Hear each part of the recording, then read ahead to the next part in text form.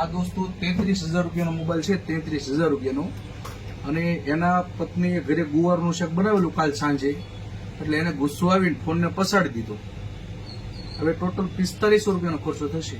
એ સાનું મોનું ગુવારનું શાક ખાઈ લીધું હોત તો બીજે દિવસે બીજું શાક બનત. એટલે ઘણી વાર તમે ગુસ્સામાં ફોન નામ તમે જુઓ, ફોન બેન્ડ મારી ગયો છો. નજીકથી બતાવો છે. એટલે કહેવાનો મતલબ એવો છે, કવ ડિસ્પ્લે વાળો છે, કે 4500 રૂપિયાનો ખર્ચો થયો તો મહેરબાની કરી ઘરે ક્યારે ગુસ્સો કરવો નહીં. શેને પણ આમ જુઓ તમે. તો હવે હું આ ફોનને રિપેરિંગ કર્યા પહેલા એકવાર કન્ફર્મ ચેક કરીશ કે આમાં ખર્ચો કરવા લાયક છે કે નહીં. કેમ કે મેં 4500 રૂપિયા એસ્ટિમેટ આપું છે, 200-500 રૂપિયા મને આમાં મળવાના હોય તો મને 200-500 જે મળવાના છે એના ચક્કરમાં કસ્ટમરના ખોટા પૈસા બગાડવાના નથી. હું પેલા આખા મધરબોર્ડ લેવલ બધું ચેક કરીશ કે એકદમ પરફેક્ટ હોય